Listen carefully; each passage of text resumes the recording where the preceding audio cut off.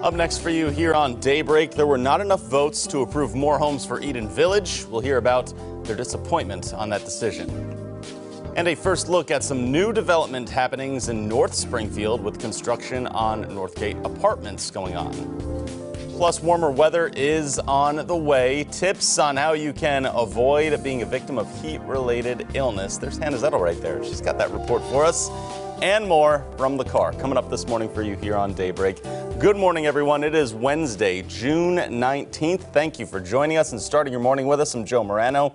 Of course, we've got Lauren Barnes and Elisa Rappa still out and about on the girlfriend getaway. Arkansas heavy day for the ladies down there. They ended their day in Arkansas and will spend much of the day today down that way. So we'll check in with them in our 6 o'clock hour. For now, we hang out with Beth Finello.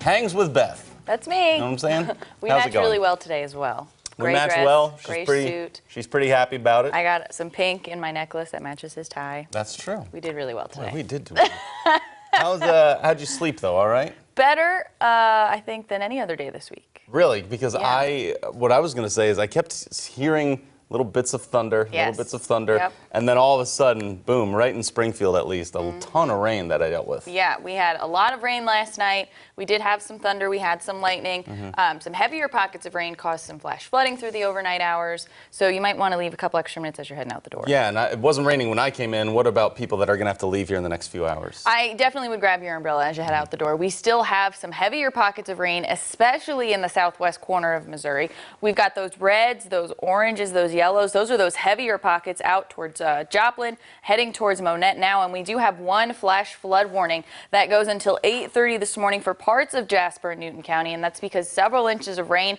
have already fallen over this same place over the past couple of days. So that's why we've got those flash flood warnings, and we've got, some heavier pockets up from Stockton up through Osceola. Right now, temperatures are at 65 in Springfield, 69 in Rolla, 67 in West Plains, and 66 down in Harrison, Arkansas. Through the rest of today, we'll keep the shower chances through the morning. I do think we get a little bit of a break by about lunchtime, and then that chance of showers comes back through the afternoon with temperatures topping off in the lower 80s. Maybe some severe weather chances this afternoon. We'll talk about that in more detail. And heat and humidity are cranking up just in time for the first day of summer on Friday. We'll do that in a few minutes. Here's what's making news now for you. In August, the Highway 65 rebuild project will begin. Different parts of the highway will be closed throughout construction. So it starts up August 4th. They'll repave southbound lanes from Sunshine to Battlefield. Then on August 10th, repaving will go from Battlefield to the James River Freeway interchange.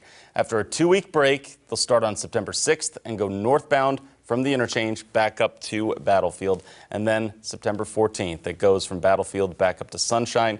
There's a scheduled completion date of September 20th. Tomorrow from 4:30 to 6, MoDOT will hold a public information meeting at Fire Station 12. They'll have the details as well as alternative routes. All this info is on MoDOT's website as well and can be found on ozarksfirst.com. Eden Village's vision of building more tiny homes on West Division Street is not going to happen after Monday night. There weren't enough votes at the city council meeting to approve rezoning of 5 acres of land. People in opposition to the bill say they don't believe that property is a suitable place for Eden Village. We visited businesses around the current Eden Village, and everyone we spoke to said they haven't had any problems. Chief Operating Officer Nate Schluter says they'll continue to build those homes on other properties. Our faith and our ability to pursue a city where no one sleeps outside, our ability to develop our vision would never be hinged on one specific piece of property or 3 elected officials. This is God's project. He'll show us what's next. So we have full faith in him and what he has in store for us, and we don't believe that that's going to keep us from pursuing further Eden Villages in Springfield. And during that meeting Monday, council members did not discuss the reasons voted against that rezoning ordinance. We're getting a first look at some new development in North Springfield after City Council made some zoning changes near Kansas Expressway and Kearney Street. Construction on the Northgate Apartments on West Talmadge is almost finished. The building will have more than 70 units of 1-bedroom and studio apartments. Several years ago, Springfield City Council offered developers tax incentives to rebuild. That's what Brent Brown from Greenway Capital is doing. He says North Springfield often gets overlooked compared to other areas of town. but he's excited to redevelop an area known for its crime and homeless camps. Greenway Capital owns 46 acres in this area and has more plans in the works there. Northgate Apartments is set to open up on September 1st. Moving to some political coverage for you now. A significant amount of progress is being made to gather all untested rape kits in Missouri. That's according to Attorney General Eric Schmidt. In Jeff City, representatives from law enforcement, healthcare, and advocacy organizations gathered to discuss the effort to clear out the backlog of thousands of untested sexual assault kits. The goal is to gather an inventory, test the kits, implement a tracking system for the future, and prosecute offenders. Springfield Police Chief Paul Williams is a part of this effort.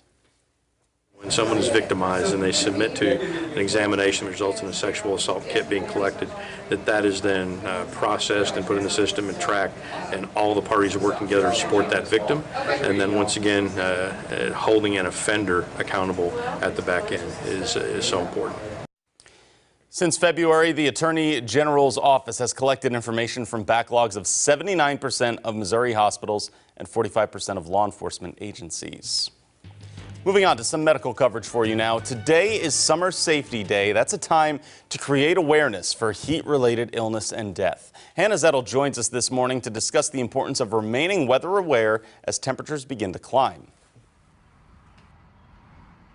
Joe, good morning. I'm sitting here in this car. We're only 2 days away from the first day of summer. And right now this car serves as kind of a safe haven from the heat when that sun does come up. And although the sun is not up right now, when it does, this car can turn from a safe haven into a furnace. Now I've got some statistics here for you. Earlier this month, a child died after being left alone in a hot car for more than 15 hours. Last year, 5 kids died from the same cause here in Missouri alone. That's according to the Missouri Department of Health and Senior Services.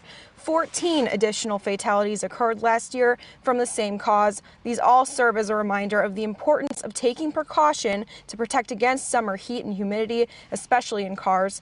The National Weather Service urges parents to remain weather aware during these warmer months, as it could mean the difference between life and death. One of the things that we are particularly concerned about is the number of fatalities that are occurring within cars. With the windows rolled up, on an even 80-degree day, temperatures can get dangerously hot. So imagine when temperatures get up to 90 or 100 degrees inside that car, it can become just a furnace. Now, of course, you never want to leave an unaccompanied child or pet in the car, because the temperature inside a car can raise 20 degrees in just 10 minutes. So no matter what the temperature is outside, that can still happen. So that's something you want to keep in mind. During the summer, if you do have to do work outside, make sure you do it before the sun is fully up. Maybe do it a little early in the morning or later at night. And drink plenty of water always. And also make sure to apply sunscreen, because having sunburn can make your body temperature increase as well and make you feel the effects of the warm weather even more. But for now, I'm reporting in Springfield. Hannah Zettel, Ozarks First. Thank you, Hannah. Here is a story that is positively Ozarks for you. 37,000 struggling people will be able to have meals thanks to Arvest Bank and Ozarks Food Harvest's Million Meals campaign. It just wrapped up. Remember, this program started 9 years ago. Arvest collects food and money that all stays local. Nationwide, the campaign provided nearly 2.5 million meals. Bart Brown of the Harvest explains why efforts like this are so important. That hunger is an invisible problem here in Southwest Missouri, because we are kind of in the heartland here, and we think of ourselves in the breadbasket, and we just don't think about hungry people, but they're here. And actually, hunger is more prevalent in Southwest Missouri than it is in the rest of the state, and in fact in most of the country. Brown says the Million Meals campaign happens when school lets out to help families have food in those summer months. Just getting started here for you on Daybreak. Beth gets us set for what could be a rainy Wednesday, and of course your Money Watch is straight ahead.